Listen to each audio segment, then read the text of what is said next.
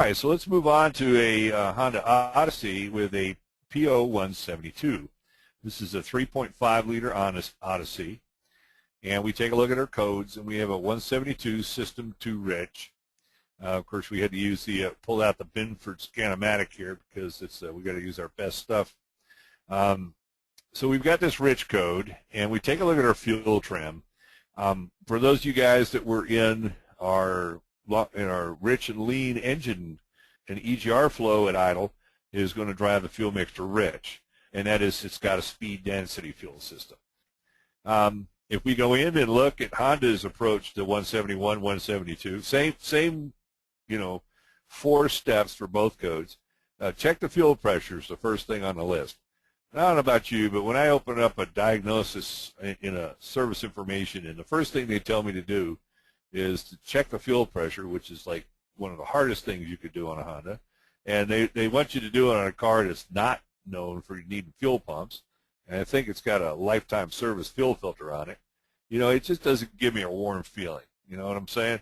But that's the first thing they throw out there. Then they want you to warm the engine up, check the O2 sensor with the scan tool, and if it stays less than 0.3 volts or more than 0.6 volts, then I guess it's good.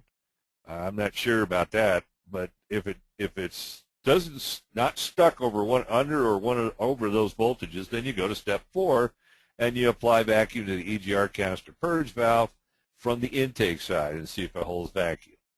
Well, that's the logical step, I guess, to see if we're pulling canister vapors into the engine. But, you know, I got to tell you, I honestly think a purge solenoid leak is going to give me a whole lot more than 15% plus. But, hey, that's the process. And, you know, one of the reasons why I think a lot of average techs are avoiding these cars because they just don't understand. You know, they look at the service information and it just doesn't look right. So the technician follows the steps for the DTC. Of course, all the tests are good. So the question is, what is wrong? And we're going to take Robert's lead that this is a speed density system, and we have to determine if the EGR valve is stuck open. Well, the technician's got the scan tool hooked up. He checked the codes with it. So let's just real quick take a look at our scan data. And we have a PID here called EGR lift, and it says 0%. Now, that kind of has given me a sinking feeling because 0% EGR is what we want at idle, and our premise is built on the fact that the EGR valve is leaking at idle.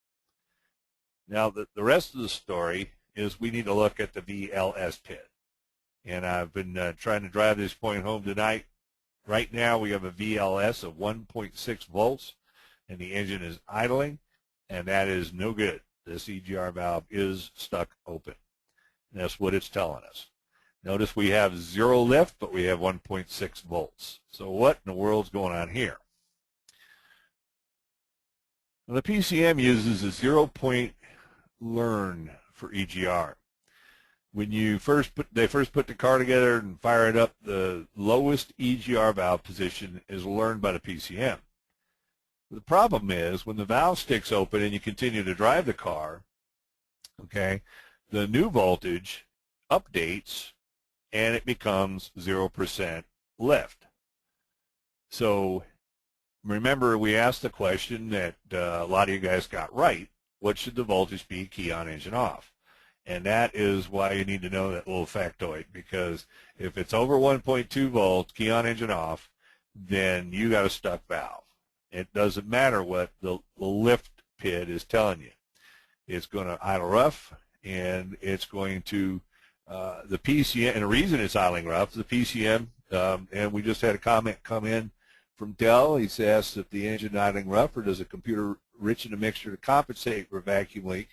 And what happens is it's not a vacuum leak, Dell. It's actually the EGR is diluting the fuel mixture at the same time that the PCM is adding fuel because the pressure in the intake manifold is incorrect. If these engines run at like 21% vacuum at idle, at sea level anyway, and when this thing is leaking, the engine vacuum is much lower than that, and the PCM is pumping fuel in, and at the same time we are putting EGR in.